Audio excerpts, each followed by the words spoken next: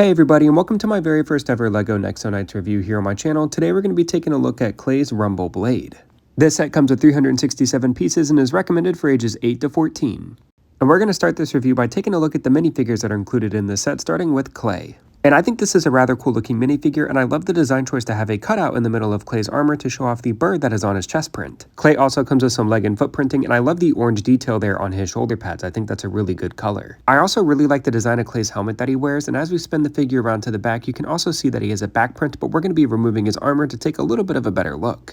Removing the helmet and armor of Clay, you can see a rather detailed chest print, and we can also get a good look at the figure's full face. And as we take Clay and spin him around to the side here, you can see he unfortunately doesn't come with any arm printing, but he does have a second facial expression and a rather impressive looking back print. Clay comes with a rather impressive looking sword and shield as accessories, and the plate of the shield can actually be swapped to 3 different powers. This one here is Backlash Lightning, but he also comes with Phoenix Blaze and Slime Blast.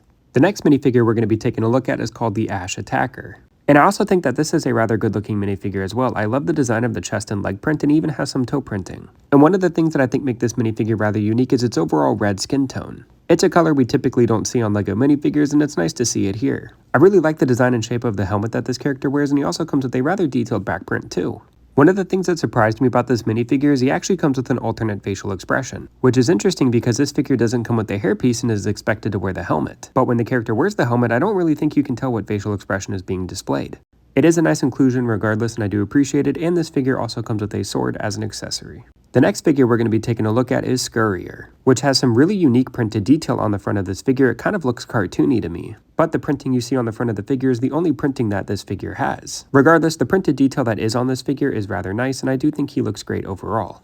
And he also comes with this really gigantic sword as an accessory. Lastly, this set comes with 2 Claybots. They are built exactly the same, so I'm only going to be showcasing one right now. But the bird in the middle of the Claybot's chest is a print, which is a nice little detail. And I do like the overall brick-built design of these Claybots. I think it looks rather good. And the helmet worn by the Claybots is very similar in design to Clay, which I think is a nice little detail. The visor of the Claybot can also be lifted up to show off the face underneath. And completely removing the helmet will give us a full look, and it has some rather nice printed detail on a minifigure head. The Claybots also come equipped with swords for weapons. With all the minifigures out of the way, we're finally ready to talk about Clay's Rumble Blade itself, which has a really cool design in my opinion. I love how the base color of this vehicle is gray mixed in with some orange and blue just to give it a little bit of color and really make it more interesting to look at. And if we take a look at the vehicle from a top-down perspective, you can see that it actually uses quite a bit of large stickers for detail. I also really like the design of that orange windshield piece. I think it looks really sleek and sharp and fits into the overall build well. And at the front of the vehicle, you can see that there are 2 little seats for the Claybots. And if we take a look at the Rumble Blade from the side, you can see that this thing really doesn't have a bad angle. And I think the extra detail given to the back wheels there is a really nice design choice. There's not a whole lot going on in the back of the vehicle, but I do think it looks rather nice, and you can see 2 flick-fire missiles as well as some of the thruster detail.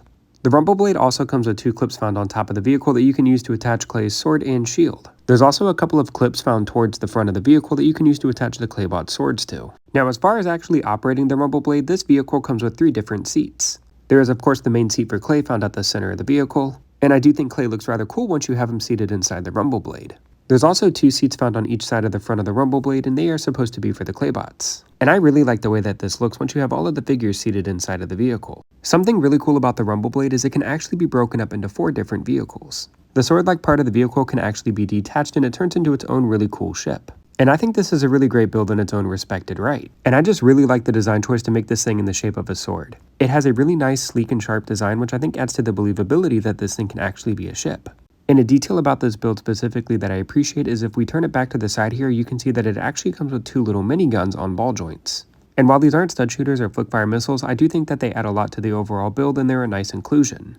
The 2 areas of the vehicle that the Claybots operate can actually be broken off into their own little side carts. And while these aren't the most impressive looking builds, I do think that it is a really nice inclusion for creative play for kids.